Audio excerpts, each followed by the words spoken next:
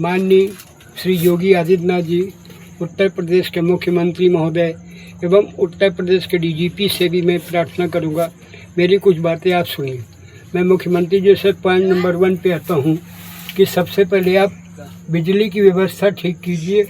जनता त्राही कर रही, दिन में 20-20 बार बत्तियाँ जा रही, रात को भी बत्तियाँ जाती हैं। आप आखिर इतनी गर्म पड़ रही, जनता कितनी परेशान हो रही है आप देखिए। इसी बेस के ऊपर अखिलेश सिंह जी ने हारे थे जिस समय आप मुख्यमंत्री आए थे बन के। आपने यही कहा था कि सड़कें गड्ढे सब भर दी जाएंगी। इतने ज़्यादा गड्ढे हो गए, यहाँ का चलना कानपुर में भी दुश्वार है और मेरे ख्याल से हर प्रदेश में यही हाल होगा। सफाई की व्यवस्था में इतना गंदा है कि खाली फ़ोटो खिंचाने सुबह 5 बजे सब झाड़ू लगाने वाले इकट्ठा हो जाएंगे, लेकिन कूड़ा और सड़क कोई भी साफ 12 बजे से पहले वो करना नहीं चाहते हैं। वापस अपने घर भाग जाते खाली वीडियो बनवा करके। कानपुर की तो दशा यही है, हर गलियों में इतना कूड़ा इकट्ठा है, इतनी बदबू आ रही, इतनी मच्छर हैं कि मलेरिया फैल रहा है। पॉइंट नंबर 2, सबसे पहले आप प्रशासन को सही कीजिए।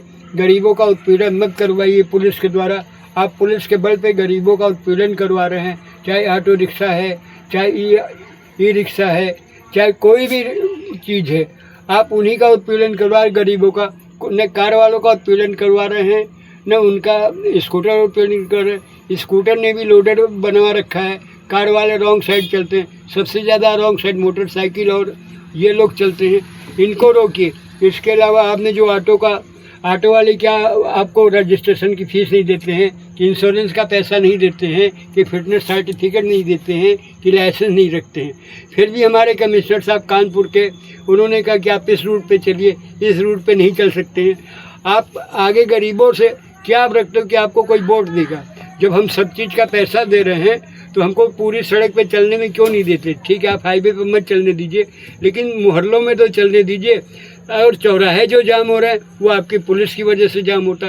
कोई पुलिस वाला नज़र नहीं आता, चाहे वो घंटा घर में हो, चाहे वो रामा देवी में 25 तो पुलिस वाले खड़े हैं, लेकिन कोई ये देखने वाला नहीं कि हमारा रास्ता जाम हो रहा है।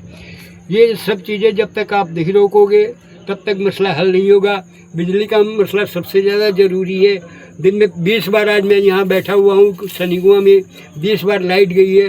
रात को भी 2-2 बजे लाइट जाती है, 1 बजे लाइट जाती है। 1 घंटे का ठिकाना नहीं, 2 घंटे का। जितने भी प्रीपेड मीटर आपने लगाए हैं उसको पोस्टपेड में बदलवाने की कृपया करिए, क्योंकि प्रीपेड मीटर में कुछ मालूम नहीं पड़ता कितने यूनिट खर्च हुआ, कितने नहीं हुआ, वो खर्च से लाइट ऑटोमेटिक बंद कर देते। और बिजली का बिल जिनका 1000-1200 आ रहा था उनका 55,000 रुपये बिल आ रहा। इन सब चीज़ों से जनता इतनी त्राहिमाम हो गई है कि मुख्यमंत्री योगी आदित्यनाथ जी को हर आदमी यही कह रहा कि ये पढ़े लिखे नहीं है, न जनता की तरफ ध्यान देते। खाली प्रधानमंत्री जी आएंगे तो उनका मतलब सुरक्षा के लिए देखने चले जाएंगे।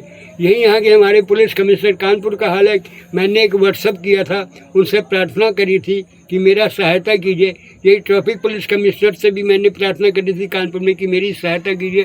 मेरी एप्लीकेशन दी हुई है व्हाट्सएप पे, लेकिन आज 15 दिन हो गया, उनको इतनी फुर्सत नहीं है कि हम कोई व्हाट्सएप आया तो उसको देखें। व्हाट्सएप देखने की इनको फुर्सत ही नहीं है, क्योंकि आप आए दिन यहाँ पर रहते हो, कभी कहीं रहते हो, तो वो हेलीकॉप्टर में आपको रिसीव करने जाए कि जनता की सेवा करें। यही रमेश अवस्थी जी ने, हमारे सांसद कानपुर के, आज तक किसी भी जनता से नहीं मुलाकात करी। जितने विधायक कोई जनता से मिलने नहीं आता, खाली वोट के टाइम में उनके चमचे लोग या उनके गुंडे लोग आकर के जनता से मिल जाएंगे, सब वोट दीजिए, फलाने दीजिए, ठिकाने। सांसद बनने के बाद या विधायक बनने के बाद कोई भी आदमी वोट देने नहीं आता है। मैं आपसे फिर प्रार्थना करूंगा कि ऐसा बिल पास कीजिए कि मुख्यमंत्री का इलेक्शन जो है उत्तर प्रदेश की जनता करे। और हर मुख्यमंत्री से मैं अपील करता हूं पूरे भारत के, कि सब लोग यही जनता से अपील करता हूं कि मुख्यमंत्री का चुनाव जो है डायरेक्ट उस सूबे की जनता करे, नहीं कि प्रधानमंत्री महोदय नरेंद्र मोदी जी करे या अमित शाह जी करे या सेंट्रल का मिनिस्टर करे। जो भी गवर्नमेंट है, कभी भी सेंट्रल के ऊपर मत रहिए।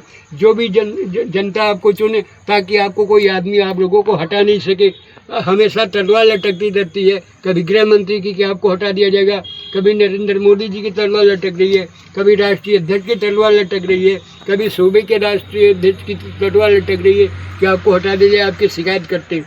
आपको जब जनता चुनेगी तो आप, इनकी औकात ही नहीं, न प्रधानमंत्री की औकात है कि आपको हटा पाए, न राज्यपाल की औकात है कि आपको हटा पाए, न पुलिस कमिश्नर की औकात है कि आपको हटा पाए।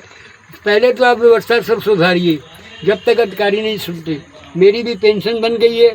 मैंने 2500 बार शिकायत करी है, मगर आज तक उसका निवारण नहीं हुआ है। अब बताइए मैं क्या करूं? इसके लिए विकास भवन में भी मैं कई बार एप्लीकेशन, समाज कल्याण विभाग में भी बराबर बोला हुआ है कि मेरी पेंशन नहीं आ रही। वो कहते नहीं आ रही। हमने कहा आप प्रूफ कर दीजिए, अगर आ रही तो आपका जूता मेरा सर होगा, लेकिन आज तक वो प्रूफ नहीं कर पाए।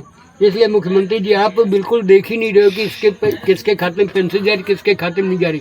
मैं आपसे फिर प्रार्थना करूँ, टोटल पेंशन लोगों के बंद करके घर में भेजिए अधिकारियों को।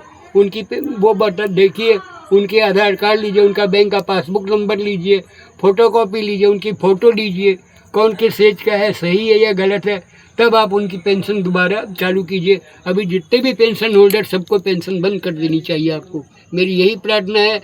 मेरी भी जो पेंशन 3 साल से किसके खाते में जा रही, उससे वापस लेके मेरे खाते में देने की कृपया करें। धन्यवाद।